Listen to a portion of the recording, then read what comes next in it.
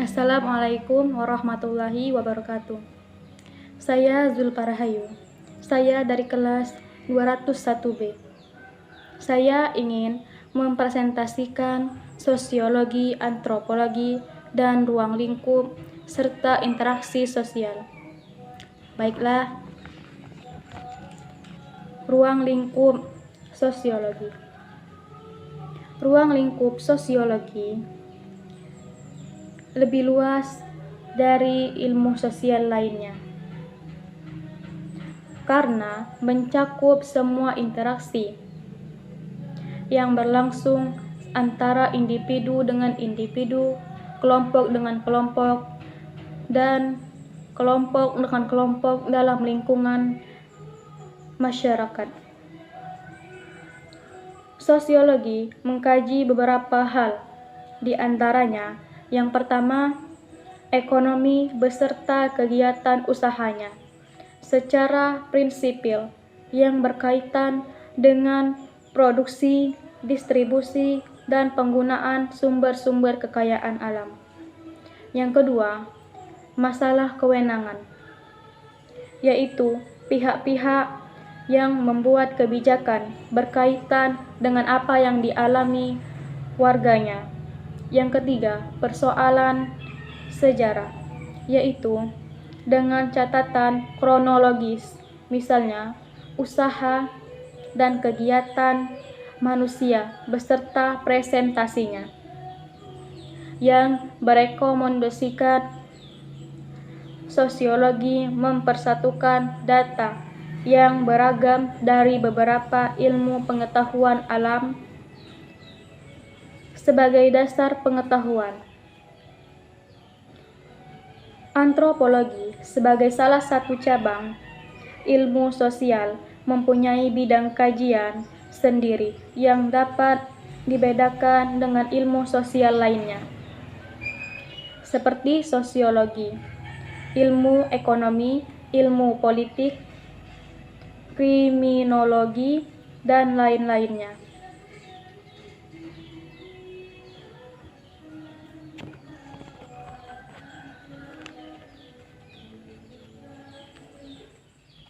Antropologi juga dapat dikelompokkan ke dalam cabang ilmu humaniora karena kajiannya yang terfokus pada manusia dan kebudayaannya, seperti halnya yang terjadi di Universitas Indonesia, di mana pada masa awal terbentuknya jurusan antropologi ini berada di bawah Fakultas Sastra.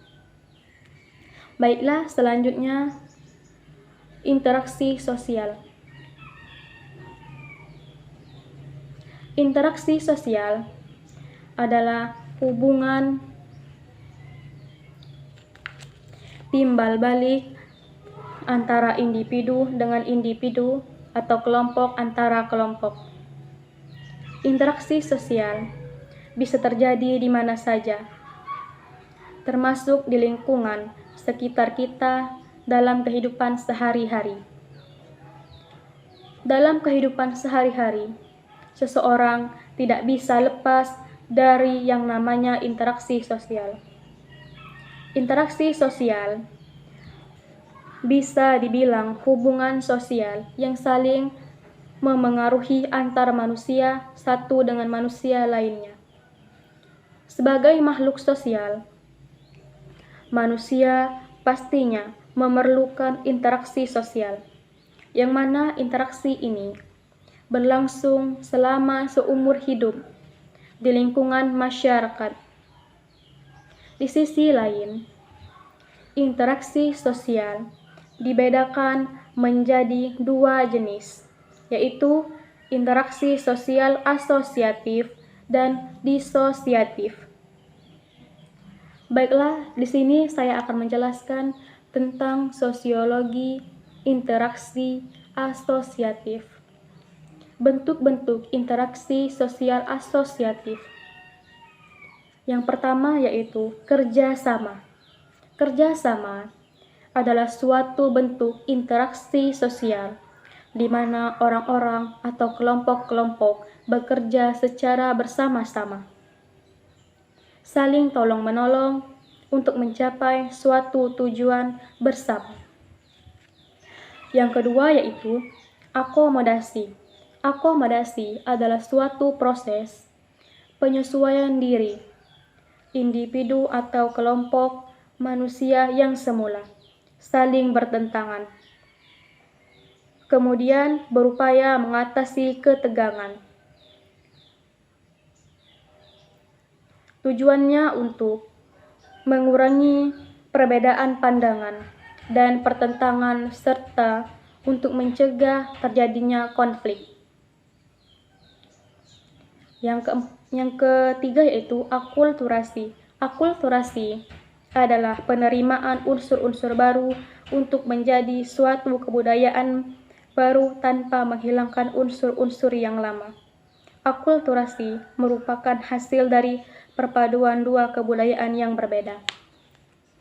Baiklah, selanjutnya saya akan mempresentasikan dari UTS saya sebelumnya.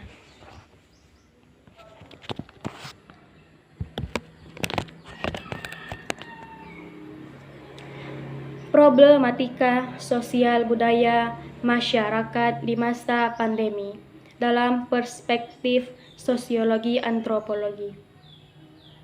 Awal tahun 2020 ini, umat manusia di seluruh dunia digoncang dengan pandemi virus corona atau COVID-19 yang membuat kepanikan di mana-mana. Ratusan ribu manusia terinteraksi dan ribuan lainnya meninggal dunia. Untuk ini, di Indonesia sendiri, pemerintah telah memberikan himbauan-himbauan kepada masyarakat dalam mengatasi wabah ini agar berjalan efektif dan efisien.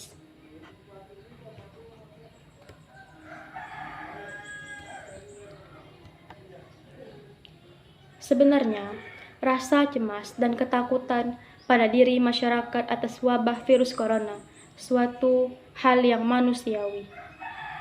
Perlu dipahami, ciri otentik dari masyarakat adalah kedamisan dalam perubahan di tantangan sosialnya saat mendapat stimulus tertentu.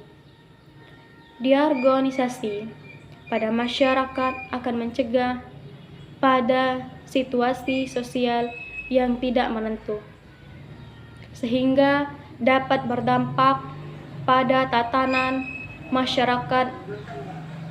Wujud nyatanya berupa prasangka dan diskriminasi.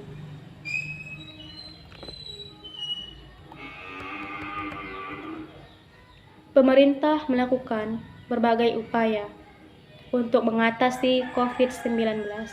Kampanye pencegahan penyebaran virus gencar dikomunikasikan, bantuan sosial diguyurkan. Di sisi lain, masyarakat mencoba beradaptasi dengan situasi yang berkembang. Baiklah, mungkin itu saja yang dapat saya sampaikan. Lebih dan kurangnya saya mohon maaf. Kepada Allah saya mohon ampun. Wassalamualaikum warahmatullahi wabarakatuh.